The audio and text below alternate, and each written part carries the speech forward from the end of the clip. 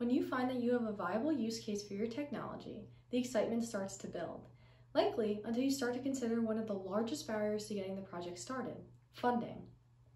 Funding a new development or significant technology improvement can cost a couple $1,000,000 when you start to consider all of the expenses, such as various electrical components, hardware, software, significant design work, and testing to prove the value of your technology solution. Sure, you may be bootstrapping the initial design work and self-funding wherever you can, but the looming development costs continue to creep up.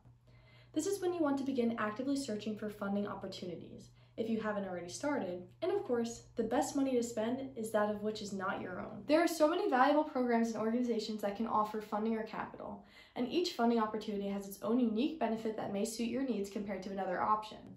But today, we are looking to share information with you, our innovative viewers, about the Federal Small Business Innovation Research, the SBIR, and Small Business Technology Transfer, STTR, more specifically from a software perspective. We here at PSI act as a software partner for those looking for accessible federal programs to fund their next project. With programs such as the SBIR and STTR, we can help you justify the cost to create well-designed, quality software and firmware systems for your innovative technology, and ultimately meet your development goals. The SBIR and STTR programs focus on helping to fund, specifically, United States small businesses working towards scientific excellence and technological innovation.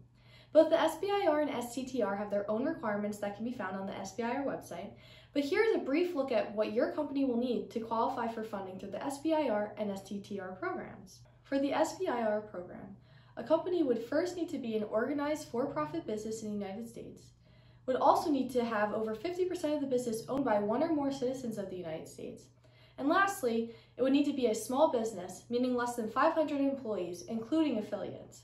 The STTR government funding also has its own requirements, which include first, being located in the United States, and second, being either a nonprofit college or university, a domestic nonprofit research organization, or be a federally funded R&D center. Both the SBIR and STTR programs take a three-phased approach to drive development progress.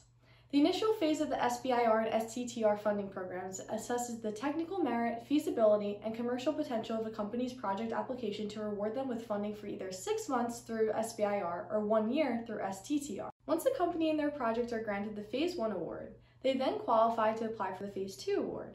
Within Phase 2, the company's project scientific and technical merit, commercial merit, and overall development will be assessed for a possibility of winning 2 years of funding. Following Phase 2 funding, the goal of the final phase of the SBIR and STTR development program is to continue to research and design, ultimately to pursue commercialization objectives based on the work achieved in the first 2 phases. Phase 3 of the SBIR and STTR government programs is not funded, because at this point the applicants have opportunities for follow-up non-SBIR STTR programs, production contracts for products, processes, or services intended for use by the U.S. government.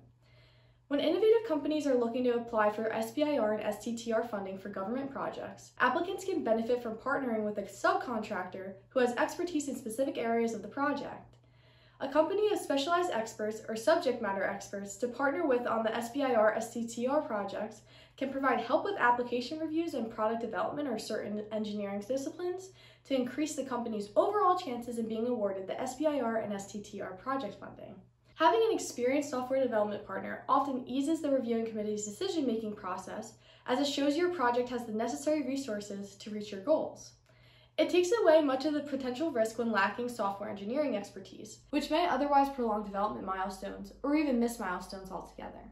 Area-specific company partners can further help out on government projects once getting to the development phase of the SBIR STTR project. The subcontractor is already knowledgeable about the project from the work done in Phase 1. So they will be able to quickly jump into the development process in Phase 2 of the project. If you feel that your company fits the profile for SBIR and STTR project funding, you can reach out to PSI as a software partner to help with providing a level of effort to complete your software development effort. Additionally, we've helped awardees establish software requirements, create a sound software design, and of course, implement each in development. If you have any questions, be sure to contact us. We're always happy to help. If you found this video to be helpful and would like to learn more, or if you'd like to learn about another specific software development related topic, let us know in the comments below or send us a message at info@psi-software.com.